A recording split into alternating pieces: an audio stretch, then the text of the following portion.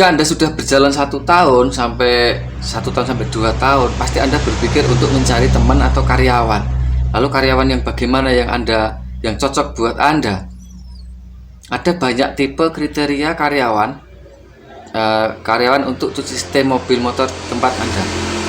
Yang pertama itu karyawan yang berpengalaman dalam usaha setim mobil dan motor, artinya dia sudah pernah bekerja di tempat cuci setim mobil dan motor.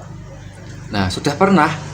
Yang kedua, karyawan yang belum pernah bekerja, artinya masih nol, belum punya pengalaman kerja. Nah, Anda harus melatih mereka. Kemudian juga karyawan yang sudah punya keahlian bekerja tentang cuci setim mobil motor, ataupun sudah pernah bekerja di setim mobil tapi tidak bisa nyopir. Ya, Anda harus latih mereka untuk nyopir. Nah, kemudian juga Anda juga harus punya peraturan terhadap karyawan, itu harus ada. Itu selain Anda itu punya kriteria yang bagus buat Anda, cocok buat Anda harus siapkan peraturan juga, ya, seperti tidak boleh merokok dekat anak-anak, atau tidak boleh buang sampah sembarangan di area cuci mobil, cuci motor.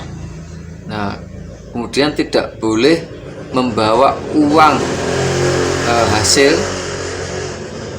hasil cuci setim mobil motor itu tidak boleh dibawa karyawan, harus disetorkan ke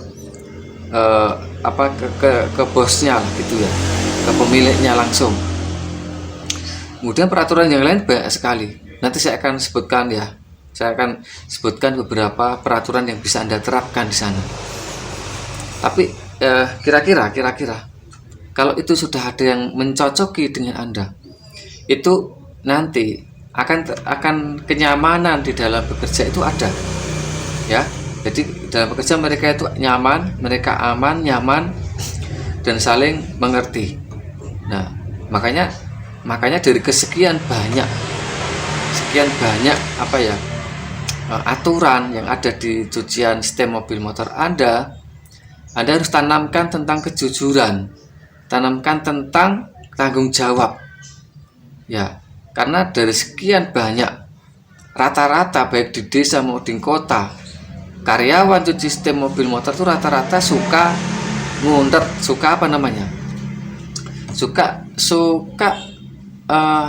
mengambil hak orang lain tanpa izin, baik itu uang receh maupun barang. Itu yang terjadi, dan banyak yang konsultasi ke saya juga banyak. Nah, jadi Anda harus tanamkan itu sifat-sifat dasar tanggung jawab dan amanah, ya, tanggung jawab dan amanah dan kejujuran. Kenapa? Karena orang yang tidak jujur itu tidak jujur atau tidak tanggung jawab, itu sebabnya banyak. Mungkin dia memang tidak punya uang, hasilnya kurang, tapi kebutuhannya sudah banyak, seperti anaknya sudah 1, 2, 3, 4 istri, anaknya harus sekolah dan sebagainya.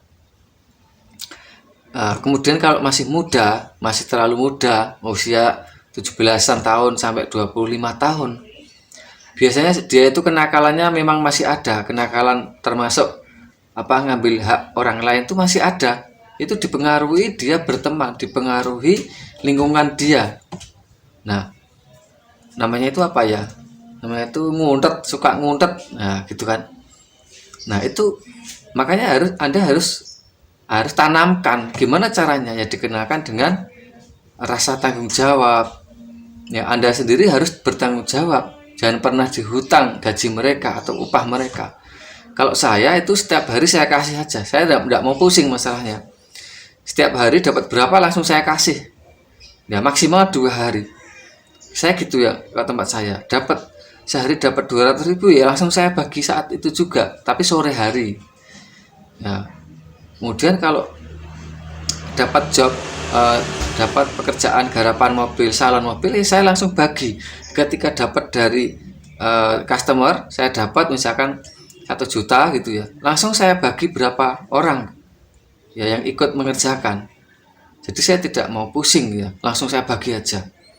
Nah, tapi itu tidak tidak mesti seperti itu. Anda bisa sesuaikan di tempat Anda ya. Sesuaikan aja, tidak usah ribet ya.